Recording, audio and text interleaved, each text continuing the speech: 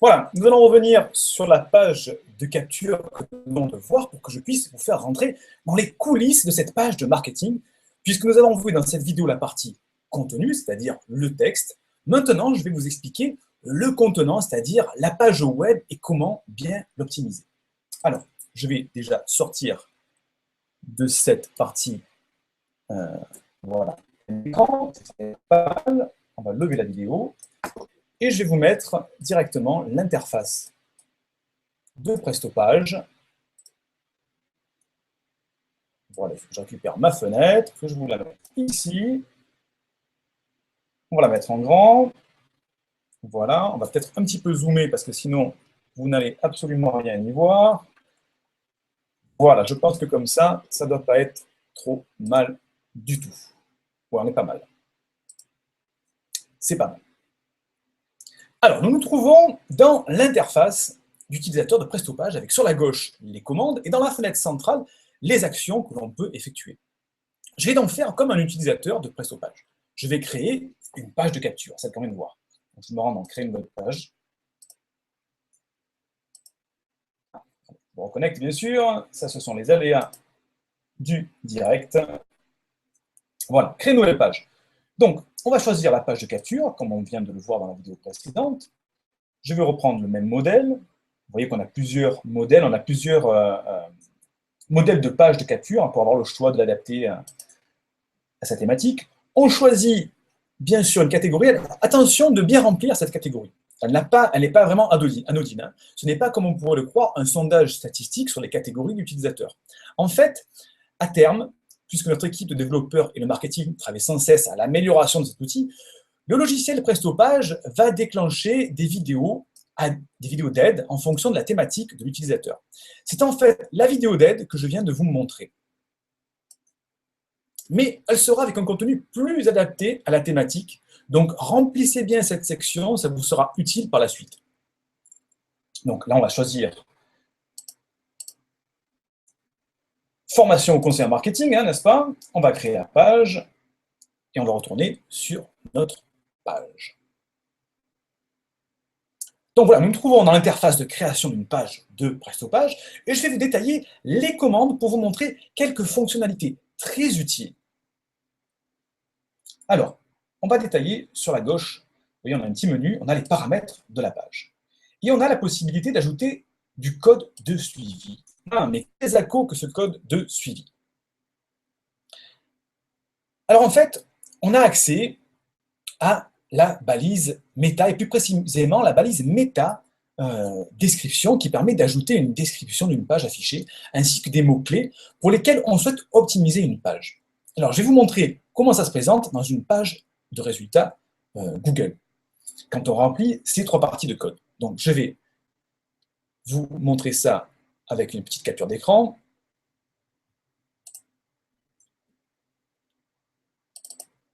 Voilà, on va le mettre, hop, ici, si elle peut bien passer, bien sûr. Comme je suis en plein écran, ça ne peut pas le faire, voilà. Et voilà. Donc là, nous avons, en fait, lorsque vous faites une recherche Google, dans la page de recherche, s'affichent les résultats. Et on a toujours la balise title, la balise titre qu'on voit ici, là par exemple c'est Europe, Wikipédia, et la balise métadescription, c'est-à-dire la description de la page qui correspond. Et bien justement, dans Prestopage, justement, ce que je vous disais, c'est que ces fameux codes qu'on a, qui sont simplifiés au maximum, correspondent à ce résultat qui va s'afficher, les deux premières parties. Alors cette balise, on va l'appeler comme ça, hein, permet d'informer les moteurs de recherche ainsi que les internautes du contenu de la page. Et afin de tirer profit de cette balise, dans le cadre du référencement naturel, il y a quelques règles à respecter et quelques pièges à éviter. Premièrement, assurez-vous que la description de votre page est en adéquation avec le titre, mais également avec le contenu de votre page. Si les moteurs de recherche détectent une incompatibilité entre ces éléments, ils peuvent vous considérer comme des spammers. Veillez donc à ce que la description de votre page soit un déroulement du titre de la page et un résumé du contenu textuel de la page. Ne dépassez pas non plus les 160 à 165 caractères, espace compris, pour être sûr que la description s'affiche entièrement dans la page de résultats des moteurs de recherche. Il ne faut pas que ce soit tronqué, sinon on va avoir des petits pointillés. De toute manière, le logiciel Prestopage ne vous autorise que 250 caractères, espace compris. Faites aussi en sorte d'utiliser des phrases avec des verbes afin que la description ait un sens et pour éviter de passer, encore une fois, pour du spam. Ça, c'est le piège qu'on va rencontrer tout le temps, c'est que Google vous identifie comme un spammer. C'est pour ça qu'il faut conserver ces règles. La description ne doit pas être destinée exclusivement aux moteurs de recherche, mais également aux internautes qui viendront sur votre site seulement si la description les séduit et parle de ce qu'ils cherchent. Alors, quelles sont les erreurs justement à éviter? Il faut absolument rédiger une description unique par page. Utiliser la même description sur 2 ou plusieurs pages vous coûtera cher, puisque les moteurs de recherche considéreront que vous avez dupliqué vos pages, ce qui est interdit en référencement. Évitez de lister des mots-clés en guise de description de page, vous serez alors considérés encore une fois comme des spammers. Il faut que votre description soit le développement de votre titre et le résumé de votre page, tout simplement. Attention à ne pas répéter les mêmes mots-clés de manière trop rapprochée. Si un mot-clé est répété, essayez d'en espacer les occurrences. Si votre site s'adresse à plusieurs communautés linguistiques, les pages bilingues sont déconseillées. Il vaut mieux scinder votre site web en plusieurs entités distinctes afin de proposer des descriptions différentes. Avoir des pages contenant des textes en 2 langues nécessite des descriptions en 2 langues également, ce qui induit des répétitions pouvant être considérées encore une fois comme du spam et cela nuirait à la lisibilité du contenu de la page. Évitez les chiffres, les caractères spéciaux, des mots en majuscules, ça nuirait à la bonne lecture de la description, mais également au référencement de votre site. Le nombre de caractères est limité, alors pourquoi gâcher des caractères alors que vous pourriez utiliser des mots entiers? Alors, pour notre exemple, nous allons mettre en titre de page « Devenez champion d'aviron », puisque c'était l'exemple de tout à l'heure. Devenez champion d'aviron. C'est bien en rapport avec le titre et la description de la page. En description, nous allons mettre « Découvrez la méthode rapide et efficace en 4 étapes qui vous permet de choisir à coup sûr la bonne tactique de course ». C'est exactement ce qu'on a vu tout à l'heure. Donc là, je vais vous faire un copier-coller pour vous éviter de subir ma piètre rapidité à taper au clavier. Et en mots-clés. Alors en dessus, nous avons le code JavaScript. Non, pardon, j'ai dit n'importe quoi. Nous avons le code JavaScript, un document qui est aussi... Ah mais non, je me suis trompé de balise. Oh, erreur, mais à culpa. Mais à culpa. Je ne suis pas dans la bonne section. Donc on va annuler. C'est pas ici, dans le paramètre.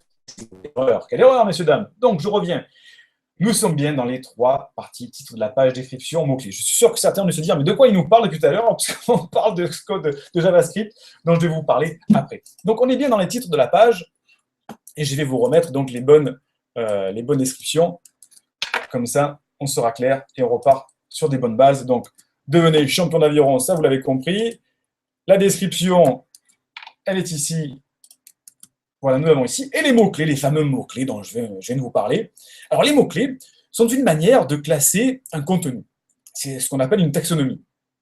La définition de ce mot un peu barbare, c'est en fait la science, les lois ou les principes de classification systématique, la division en groupes ordonnés ou en catégories. Bon, c'est un petit peu barbare. Hein. En fait, ça indique au moteur de recherche que les articles et pages appartiennent à certaines catégories ou sont reliés par certains mots-clés. Vous créez une sémantique complète de référencement et d'organisation hiérarchique des contenus. Et vous augmentez vos chances d'être positionné sur les premières pages de résultats. Alors, la taxonomie permet de faire se rencontrer les intérêts de l'internaute et ceux de l'outil web.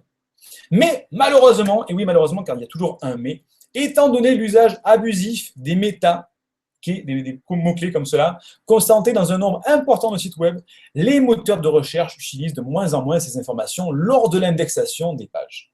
La balise, donc méta keyword, donc celle que nous avons ici, les mots-clés, hein, a ainsi été officiellement abandonnée par Google. Donc il y a 2 écoles, ceux qui disent qu'il faut des mots-clés et ceux qui disent que c'est inutile. Bref, avec PPG, avec Prestopage, vous avez le choix. Mais ne vous attardez pas sur cette partie. Donc, on va mettre aviron, rame, rowing, champion de l'aviron, comme ça, ouais, ça sera fait. Mais ce n'est pas vraiment une partie où je vais vous demander de passer énormément de temps. L'utilisation des mots-clés est beaucoup plus pertinente dans le contenu rédactionnel de la page. Mais c'est un élément que je pense aborder dans une des prochaines conférences, donc j'en reparlerai un peu plus tard. Donc, on va valider cette partie-là.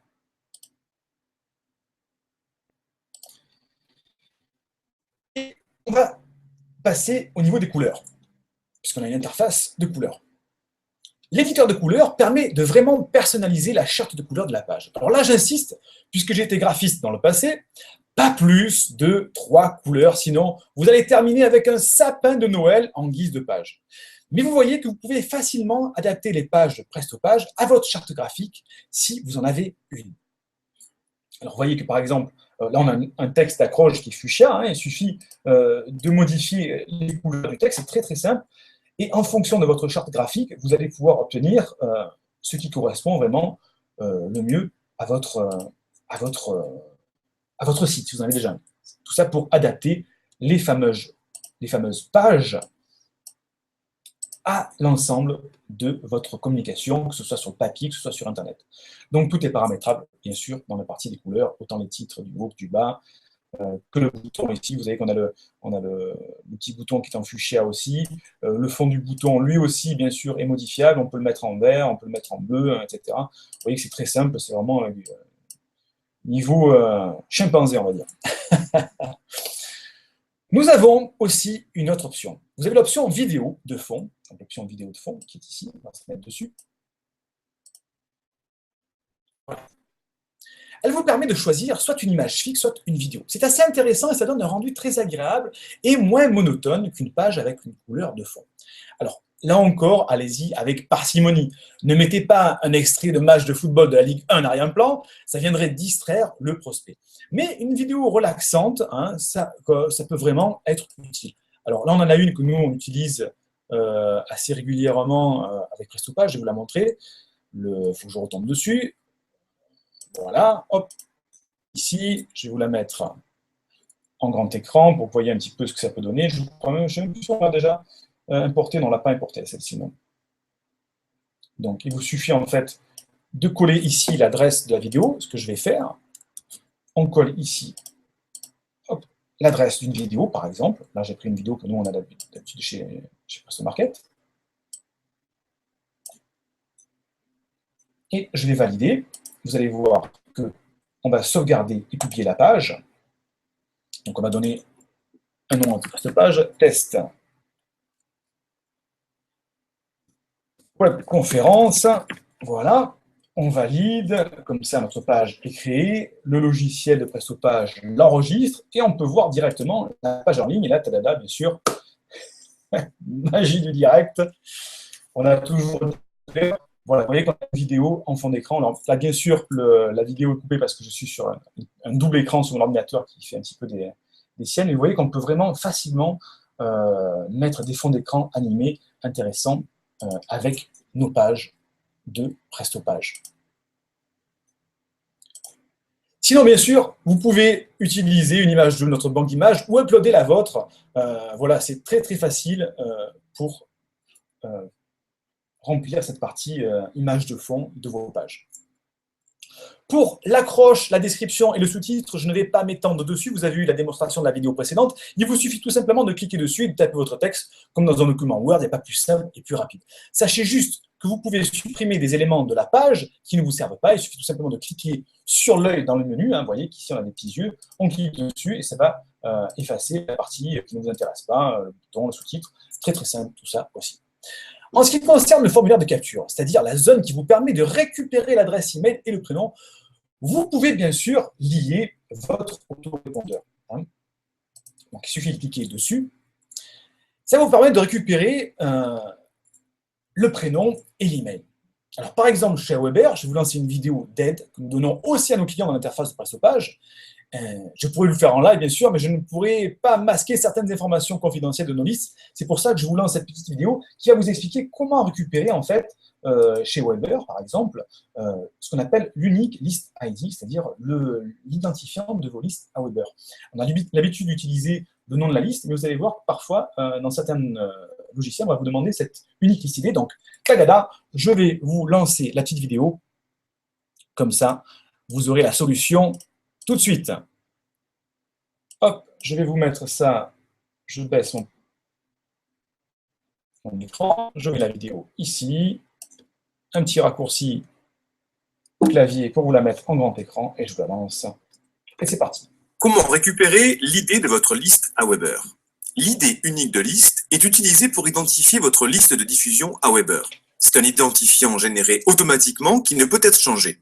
Chaque liste de diffusion que vous avez dans votre compte aura sa propre idée de liste unique, qui est exclusif à cette liste de diffusion. Pour trouver votre idée unique de liste, survolez l'onglet List Options.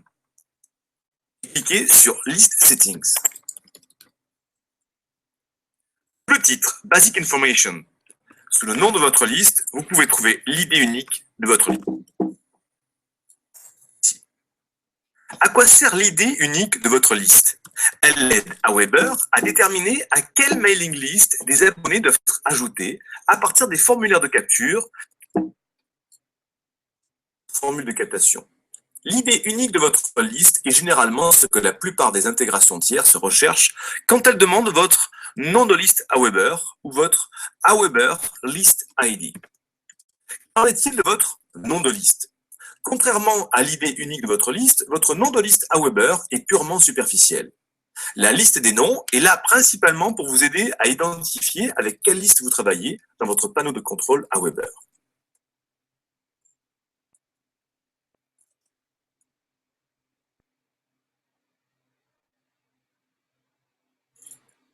Alors, voilà, comme ça, avec ça, au moins vous avez une petite info que parfois on a du mal à trouver quand on est dans les côtés techniques de Aweber, on ne sait pas trouver tout ça, on cherche. En fait, c'est assez simple de le retrouver comme ça. Alors, le formulaire de capture de Prestopage permet de choisir une adresse de redirection. Vous voyez qu'ici, on a l'adresse de redirection après l'inscription, qui vous permettra d'afficher une nouvelle page. Alors, je vais vous donner plusieurs solutions, de la plus simple à la plus efficace. Premièrement, ça peut être une simple page de remerciement, très polie, mais qui mène dans ce qu'on appelle un cul-de-sac. Et ça, en stratégie de marketing, ce n'est pas efficace. Eh bien, il faut noter quelque chose de capital à mettre en place dans votre entreprise et dans votre stratégie de vente. Il ne faut jamais laisser votre prospect dans une impasse, c'est-à-dire qu'à n'importe quel endroit de son cheminement, dans la découverte de votre entreprise ou de votre machine à vendre, votre futur client ne doit pas arriver sur un mur qui l'oblige à quitter votre site web. Que ce soit sur une page de remerciement ou dans une séquence d'email, on propose toujours de découvrir quelque chose d'autre. C'est le principe même d'une bonne stratégie de marketing sous forme de machine à vendre pour ceux qui connaissent le concept. Alors le concept est relativement simple. Le prospect entre par la porte d'entrée de la machine, dans notre cas c'est notre page de capture, et une fois dans l'entonnoir, si on peut dire, il doit en théorie pouvoir rester quasi indéfiniment à découvrir vos produits ou vos conseils tant qu'il n'a pas acheté quelque chose. Il faut toujours permettre à votre visiteur ou à votre client de poursuivre son parcours de découverte. Donc, deuxième solution, un peu plus efficace, votre page de remerciement doit donner la possibilité d'aller sur une autre page de contenu. Ça peut être un article de blog, une vidéo, etc. Et ça nous amène à la troisième solution, la plus efficace en termes de conversion en client, c'est de renvoyer le prospect vers une page de remerciement qui en fait est une page de vente camouflée, dirons-nous. Alors le principe est simple, vous avez votre client sous la main. Il a fait l'effort de vous trouver par un moteur de recherche où il a cliqué sur de la publicité pour arriver sur ce formulaire de capture. Il est chaud, on va dire. Alors pourquoi ne pas lui proposer quelque chose à vendre tout de suite? Donc dans cette page de remerciement, je vous conseille la structure suivante. Premièrement, bien sûr, proposer un message de remerciement suivi d'un contenu de valeur, ça peut être un conseil, une astuce, etc. Et en troisième partie de votre message de vente, qui amène à votre produit d'appel, c'est-à-dire le produit dont le prix permet de prendre une décision rapide d'achat. Attention, il faut toujours laisser le choix au prospect. Ne forcez pas une vente, le prospect doit avoir le choix de décliner votre offre et de poursuivre vers du contenu gratuit. N'oubliez pas, ne laissez jamais vos prospects dans une impasse. Dernier élément très important de cette page, les mentions légales. Alors, je reviens un petit peu en arrière. Voilà, les couleurs, ça on l'a vu, je l'ai fermé, voilà. Accroche, description, sous-titres, on l'a vu. Texte du formulaire. Le formulaire, extrêmement important. Et nous arrivons ici à la partie mention légale qui est en pied de page. Alors, avant de poursuivre, je voudrais vous prévenir. Je ne suis pas juriste, Toutes les informations qui vont suivre n'ont pas de valeur légale et je vous conseille de vous rapprocher d'un avocat compétent. Je ne saurais être tenu responsable de l'utilisation des conseils que je vais vous donner, qui ne sont là qu'à titre de divertissement. Voilà, vous m'avez compris, ça c'est fait. Alors ne vous affolez pas, je vais vous donner quelques références législatives, mais c'est pour vous montrer l'importance des mentions légales et surtout des risques en cas d'omission ou d'information incomplète. La sanction est dissuasive. La personne physique ou morale éditant un site internet s'expose à une amende pouvant aller jusqu'à 75 000 € et, écoutez bien, 1 an d'emprisonnement. Les personnes morales peuvent être déclarées pénalement responsables. La sanction peut alors aller jusqu'à l'interdiction d'exercer directement ou indirectement plusieurs activités professionnelles pour une durée maximale de 5 ans. Alors, quelques petites références. La loi du 21 juin 2004 pour la confiance dans l'économie numérique et le décret du 9 mai 2007 relatif au registre du commerce stipulent que toute personne éditant un site internet doit mettre à disposition facilement et sur toutes les pages de son site un accès à des mentions légales. Mais qu'est-ce que les mentions légales doivent comporter? Alors voilà, pour les personnes physiques, il faut avoir leur nom, prénom, domicile et numéro de téléphone. Si ces dernières sont assujetties aux formalités d'inscription au registre du commerce et des sociétés ou au répertoire des métiers, elles doivent mentionner leur numéro d'inscription, SIRET, RCS, etc.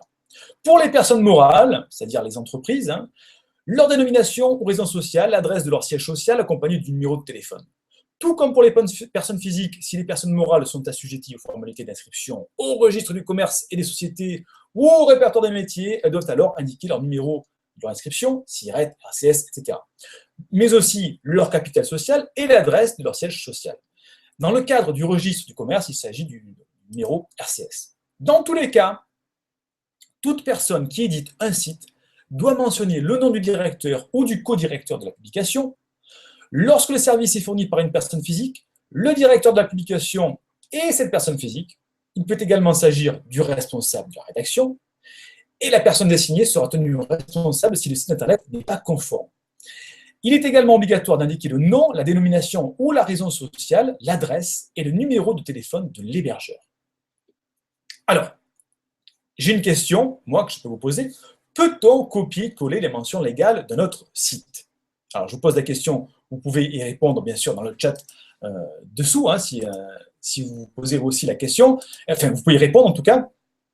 Est-ce qu'on peut faire un copier-coller des mentions légales de notre site? Alors, je vous donne la réponse de suite. Le copier-coller de mentions légales à partir de notre site internet est strictement interdit. La jurisprudence considère à ce titre que le plagiat des mentions légales et des conditions générales de vente dans le cas de site marchand est apparenté à du parasitisme économique. Autrement dit, une forme de concurrence déloyale. Donc, dans la mesure où une société peut dépenser 10 000 € en frais juridiques pour faire réaliser ses mentions légales et ses conditions générales de vente, un site copiant ces éléments s'exempte alors d'acquitter cette somme pour profiter du travail et de la notoriété de son concurrent. À ce titre, la jurisprudence prévoit une indemnisation à la hauteur des dépenses engagées pour la rédaction des documents allant de 1 000 à 10 000 €. Donc, vous voyez, c'est quand même assez élevé.